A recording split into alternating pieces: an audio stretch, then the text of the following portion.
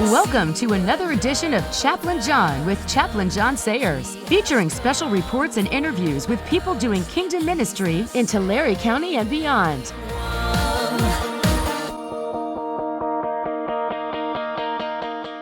And now, here's Chaplain John. You know, we have problems in the world today. I mean, man, the pandemic, we've got violence, we've got wars breaking up. You know what we need? We need superheroes. That's what we need. Superheroes. See, I got my superhero Marvel shirt on, and there's my Flash shirt. Man, I'd show you my Batman and Green Lantern, but they're in the laundry. But we need, and you know, I can't do this on my own. Wait a minute. I see right next to me something called Mystery Stranger. Maybe that mystery stranger could help me. I wonder who that is. Oh, it's my nephew, Collin. Collin. That's right. Hello, Uncle Johnny. This is so great. Hey, you know, and I have to tell you, it's really interesting because with my nephews and nieces, I am uncle. I'm Uncle Johnny. And I have to tell you, it was kind of interesting when David and Sharon, and they're about 8 years older than you. Yeah. Somebody like that. Well, when they came into the world, they started calling me Johnny. And I corrected them really quick. I said, guys, it's Uncle Johnny, because I love being an uncle. And when you were young, I remember one time we were all together, and you're calling me Johnny. I said, Collin, it's Uncle Johnny. And David and Sharon, I think, were there, and they said, Collin, he broke us of the habit. He's going to break you. It's Uncle Johnny. And I love that title. So when you say that, man, if you call me Uncle Johnny, I'll give you anything. You need $100? You got it, man. I do need 100. Thank you. Yes. There you go. No, I got to tell you, this is really fun because we're going to talk about superhero comics. But I was thinking of secret identities and like Clark Kent.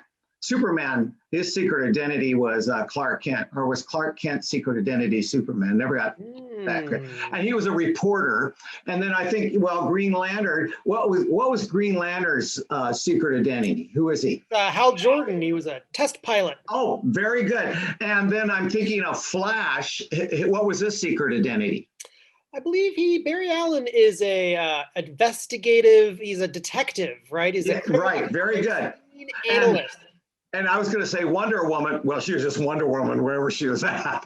But Collin, what would be your secret identity away from comic books? Sure. My secret identity is as a program coordinator and academic advisor at the University of Southern California in the Interactive Media and Games Division at the School of Cinematic Arts. Whoa! It's a very long title that does not fit on my business card. No, it doesn't. In fact, you graduated from there. I did. And with your major was in screenwriting. I graduated from the film school with a screenwriting degree, which has kind of led me on the journey that has guided me to the writing of such funny books as these you see in front of you. Okay, I want to get to that. I don't want to spoil. No spoilers, but the writing degree is what got me there, and then currently, I'm a program coordinator and academic advisor. So. And the only reason I want to stay on, we're going to get into the other real quick, but we came to your graduation. That was a hoot. And you showed us around, but then we came to see your place and you gave us a tour, and that was fascinating. And I was going to say, if anybody's really interested in, they're not on campus yet. We're not on campus at the moment because of the world, but But if people are really interested, when people come visit, they've got to come and meet you. You can give them a tour or what. Sure. And it is fascinating, I have to tell you. Okay, now let's get back into the real stuff. Collin. Yes. I'm taking credit for this.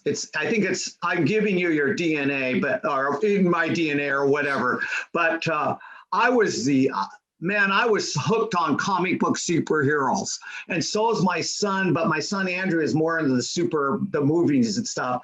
But I want to tell you, when you get famous, I was the one that started getting you involved in comic books. Whether I was or not, I don't know, but I'm claiming it anyway. Because I'm an expert in some comics. But back in my day, in fact, this is called Showcase, and you're familiar with this. And they have Showcase on Superman, Batman, all the DC characters in a big. And this is my era. Back in the, I would say, 50s, 60s, and maybe getting a bit into the 70s. And then I got lost track. They got too confusing for me. And so that's DC, but Marvel has something called Essentials.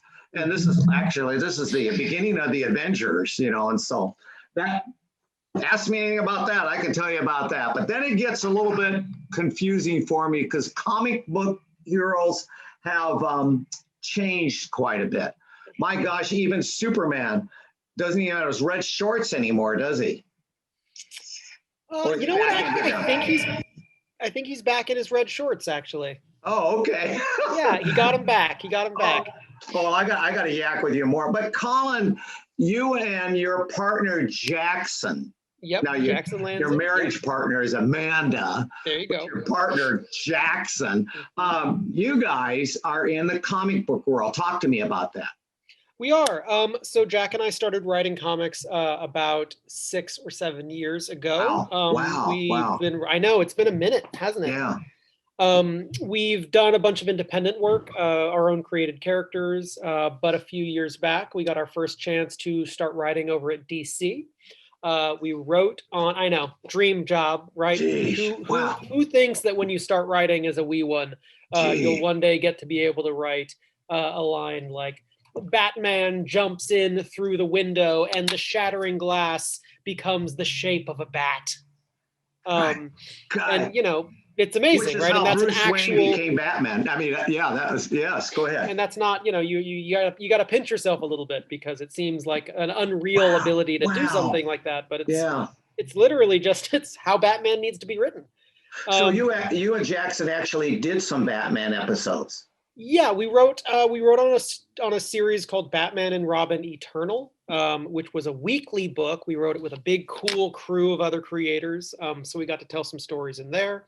We did a stint on the Nightwing book. At the time, it was called Grayson, but it was the independent adventures of Mr. Richard Grayson, who was the first Robin and then became Nightwing. I didn't know about that, but yeah, wow. Oh. So that's out now. We got to get those too. I mean, my gosh. Yes, go ahead. Out there. And then we did a run. Wait a minute. How many on that did you do? On Grayson, we did 3 issues. We did actually the last 3 issues of the run, filling in for the main writers who were going off to do other stuff. And then we wrote an issue or 2 of the actual Nightwing book. We did a few issues of Green Arrow. We were we took over Green Arrow for about 5 issues or so before the book got canceled. But these things happen. Yeah. Hey, yeah, real quick. Now I'm curious. Sure. Is Dick Grayson still kind of hanging out with Barbara Gordon, or is that not anymore? They're on again, off again. Okay. Rick, poor Dick Grayson actually got shot in the head pretty recently. I know, it's a real bummer. Don't worry, he's fine. But the bullet did give him, it did wipe his memory. Oh. So for a while, he was not Dick Grayson, but rather Rick Grayson. And Rick Grayson was a real bad boy. He was rude. He was rude to Barbara. He was mean to everyone. He was not a very nice lad at all. Much more Jason Todd. But I think Jason Todd was kind of like, yo, Rick, you got to cool it down a little bit. I think he's back now. But yeah, Dick Grayson has been having a bit of a journey. Gee. Well, there's a part of me that wants to catch up on all these guys, but I also want you to share a bit about some of your other comics that you're doing. Sure. I've got a little stack right here. Why don't I just please. I show off some of the stuff that we've been doing recently? I can show you this. This was our Green Arrow run. Wow. It's all collected here in this very cool thing. Green Arrow volume. What is this volume? I forget. but it's cool. It's the end of the Green Arrow run. We got to do some amazing stuff there. Hey, and your name's on that, isn't it? That's my name, yeah, right, right there along with Jackson. Wow! Oh, that is so cool, geez. We did some issues here with Nightwing. It's all in here. This beautiful omnibus. Well, that looks like a hardback. It is, yeah. They did a really cool hardcover collection. We don't have a lot of issues in this one, so our names aren't on the cover, but we're in there, trust me. Okay. We recently just did this book, which is really cool. This is it's a mouthful. Tales from the Dark Multiverse, Dark Knights Metal. Metal was this really cool event that happened maybe 2 years ago. And the Dark Multiverse series are kind of like the old Elseworlds. Yes.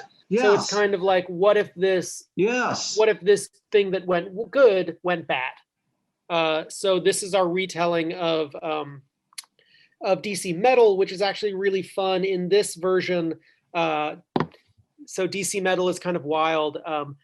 Batman, Bruce Wayne actually he's trapped himself in a time loop and created a time loop. Yeah. A loop. Oh, okay. And effectively has summoned a massive demon from the dark multiverse to consume the world, to set it up so that he can then rise and defeat it, right? With the Justice League and everything.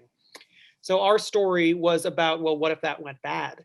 And Bruce and the Justice League, rather than rising up to defeat this great demon, which is called his name was the Dragon Barbatos. And he's this massive kind of bat dragon.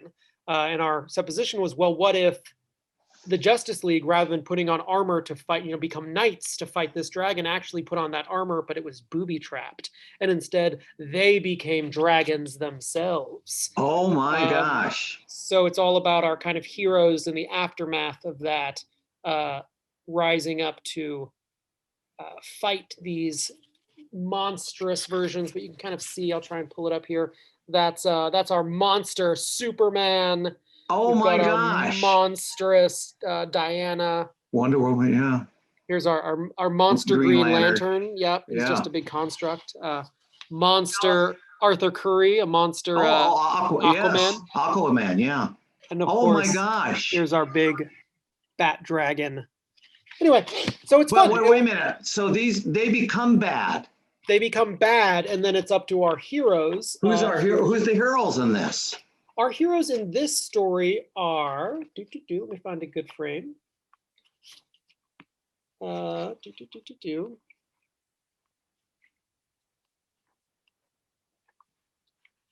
not a real good splash to show on a camera, but our heroes are, we have Hawkman and Hawkgirl. They don't become bad. No, well, Hawkman actually did become bad. He became this massive monster hawk. Yes. But in the end of the story, he realized the error of his ways and was able to push through the love of Hawkgirl. She loved him so much, he was able to cast aside his monstrous leanings and become the hero that he once was. So Lois Lane didn't have that on Superman, I guess. No, Lois didn't have that opportunity, unfortunately. Okay, but they're the heroes, maybe? Those two. We have a cool Flash who is basically just a skeleton held together by the power of the Speed Force. We had Detective Chimp. I don't know if you know Detective Chimp, but he's a super smart monkey. Wait a minute. Boy, that's going way back when. Mm-hmm. I think I do remember that. Yes. Yeah, we just love a good Detective Chimp. You always got to use him. Yes, I do. Yeah. And then we had Dick Grayson there as a kind of version of himself living out in the wasteland. But he's kind of a rad rock and roll Dick Grayson. And we gave him a magical guitar called the Parallax that is made up of all sorts of the power rings from the Green Lanterns. So I know. I was thinking that trigger something when you say, oh, wow, for us comic book people, we're going, oh, wow. Wow. So it was just a fun rock and roll, really great adventure. The fans really loved it. It was quite fun and delightful. Outside of that, though, we do stuff that's not superheroes. We are currently running the room on Star Trek Year 5. Let me find it. Yep. So this is the official canon 5th season of the original Star Trek series. So it's Kirk and Bones, and specifically Shatner and Nimoy as the characters, as we kind of bring them home from the end of their 5-year mission. That was awesome. I got those are fantastic. Thank I kid you not. Oh, wow. Okay, well, go ahead. I think you still want to. The last one I have to show off is this is coming soon from us. This is another big, nice hardcover. This is called The Dark One. And it's based on an idea by Brandon Sanderson, who's a big fantasy author. But Jack and I wrote this, Nathan Gooden drew it. It's all about effectively a young man who is having these very dark impulses. And what he realizes is that these dark impulses come from the fact that he's not meant to be in this world. He's meant to be in another world, in a kind of magical world where, he's not, it's not like he's actually Luke Skywalker. He's not, the chosen hero. He is actually the chosen destroyer. He is in this other world. He is going to become the Dark One, who is effectively, this kind of like a Sauron from Lord of the Rings, right? A massive force of evil. At least that's what it seems like. Because really, I was just tripping out real quick on Rosemary's Baby or something. I don't know. Shades of it for sure. Wow. But it's a really great exploration of kind of what it means when society has, labeled you as evil or what you do is bad, when it's really more about the nature of kind of how you look or what the people who are good kind of see as what their motivations are, right? Is like, if you need to be good, then obviously someone else needs to be bad. That's really what we're looking at, is kind of the fact that good, in a lot of cases, especially when it comes to how we label things, good and bad is really just a matter of perspective. And that's what the story is really about exploring. Now, you see, I guess I'm thinking about the Joyriders or Joyride. Yep. Yeah, but you didn't mention that. Oh, that's our very first book. It's out in print now. It's just out of my reach. Okay, that's okay, but Joyride is our first book. Yeah, it's a punk rock teenage Star Trek. Yeah, yes. Okay, now if people, this is really fun. But if people are wanting, I guess they can go to Amazon or what? Yeah. How is that?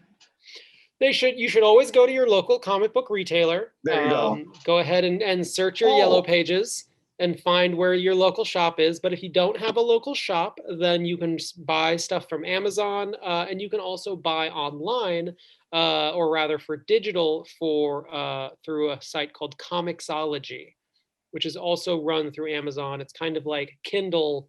It's comics. It's Kindle comics, basically. Okay.